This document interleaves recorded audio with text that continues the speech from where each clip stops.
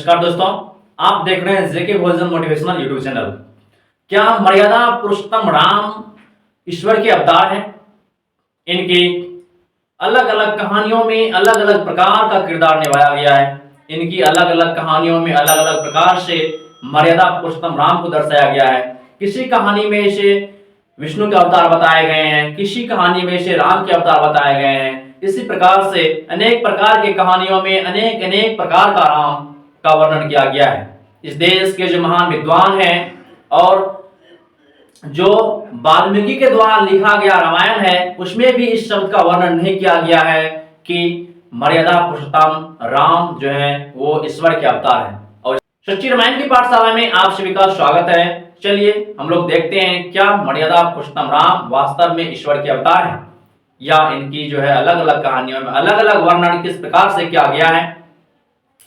बहुत सारे शोधकर्ता और विद्वान राम को ईश्वर का अवतार नहीं मानते हैं और ना ही रामायण को ही इस तरह के वेदीय व्यक्ति का जीवन वृत्तांत मानते हैं। बहुत सारे विद्वान हैं, उसके बाद शोधकर्ता हैं, कभी भी राम को ईश्वर नहीं माने हैं।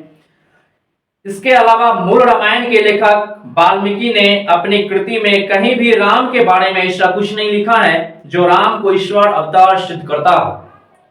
जो मूल रामायण वाल्मीकि के द्वारा लिखा गया है, उन्होंने भी राम को ईश्वर के बारे में कुछ भी शब्द नहीं लिखे हैं। पहली बात तो यह कि इसकी कहानी की शुरुआत जिस तरह से होती है उसे मूर्खतापूर्ण ही कहा जा सकता है। सबसे पहली बात तो यह है, इस प्रकार की कहानियां जो होती है उससे मूर्खतापूर्ण ही कही जाती है। कहा गया है कि विष्णु ने विरुद्ध ऋषि की पत्नी की हत्या कर दी थी और इसलिए उस ऋषि ने उसे श्राप दे दिया था कि वह आदमी बनकर पैदा होगा और उसकी पत्नी उससे अलग हो जाएगी और इसके वियोग में वह रोएगा। एक कहानी है जिसमें वर्णन किया गया है, विष्णु जो है विरु ऋषि की पत्नी की हत्या कर दिया था, इसलिए वह ऋषि जो है उसे श्राप दे दिया था, तुम भी मानव में तुम्हारा भी जन्म मानव में होगा और तुम भी अपनी पत्नी के लिए तरफ तरफ कर रोओगे। एक कहानी तो यह है।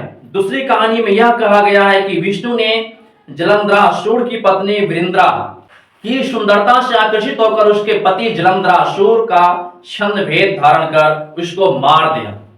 कुछ कहानियों में लिखा गया है कि विष्णु जो है एक अपना रूप धारण करके जो है उसकी पत्नी जो है जलंधरासुर की पत्नी जो है उसको एक छल के माध्यम से जो है पत्नी के साथ संभोग करता है और उसे मार देता है। पत्नी को नहीं, जलंधरासुर को। उसकी पत्नी की पवित्रता को नष्ट कर दिया था। उससे संभोग के दौरान वृंद्रा को पता चला कि उसके साथ छल हुआ है और उसने विष्णु को श्राप देते हुए कहा कि तुम्हारी पत्नी के साथ भी ऐसा ही होगा। जो जलंधरासुर को जो मार दिया था विष्णु, उसकी पत्नी वृंद्रा जो है विष्णु को, भगवान विष्णु को श्राप देते हैं कि तुम्हारी पत्नी भी इसी तरह से तड़पेगी। यही वह श्राप था जिसके कारण विष्णु को पृथ्वी पर पैदा होना पड़ा था। वही वो श्राप था, उसी श्राप के कारण जो विष्णु को पृथ्वी पर पैदा होना पड़ा। ये एक कहानी के माध्यम से है। एक अन्य स्थान पर यह कहा गया है कि तिरुमल यानी विष्णु अपनी पत्नी जिसका नाम तिरुमगल था के साथ दिन में यौन क्रिया में विलुप्त था।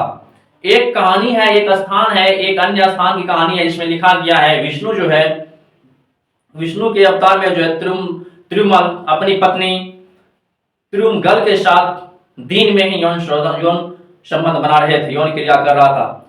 उसी समय दास समुदाय का मुखिया शिवाग नाम वहां पहुंचा।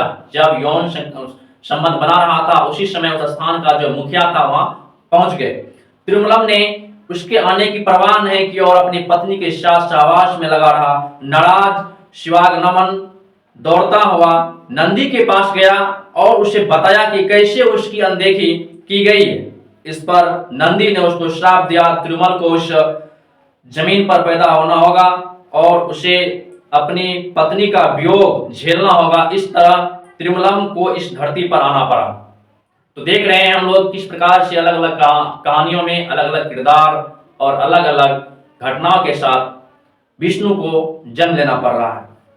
पुनर्जन्म के ये कितने हास्यास्पद कारण है। अब उस परिवार के बारे में जिसमें वह पैदा हुआ, राम के पिता दशरथ की 3 राजवंशी स्त्रियों के अतिरिक्त 60,000 स्त्रियां थी और उसमें लिखा गया है कि राजा दशरथ के जो है 3 पत्नियों के साथ साथ 60,000 स्त्रियां भी थी।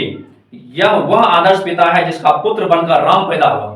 वही आदर्श पिता है जिसका पुत्र जो है राम बनकर पैदा हुआ था। यह कहा जाता है कि राम लक्ष्मण भरत व शत्रुघ्न यज्ञ की पैदाइश है। आप सभी लोगों को पता है कि राम लक्ष्मण भरत शत्रुघ्न की जन्म जो है एक यज्ञों के द्वारा हुआ, इसलिए इसे यज्ञ की पैदाइश कहा गया है। उनकी पैदाइश यज्ञ और उसमें बलि देने से हुई है। अब हम यज्ञ की विशेषताओं पर ध्यान दें। यज्ञ के लिए कई तरह के पक्षियों, जानवरों, कीड़े मकोड़ों और जंगली जानवरों को मारा जाता था। इनका जो है जन्म जो है एक यज्ञ के द्वारा हुआ। यज्ञ पे हम लोग ध्यान देते हैं। यज्ञ में जो है बहुत सारे कीड़े मकोड़े जीव जंतुओं की हत्या की गई थी। इसके बाद उन जीव जंतुओं को यज्ञ की उस आग में पकाया जाता था। इसे पवित्र माना जाता है।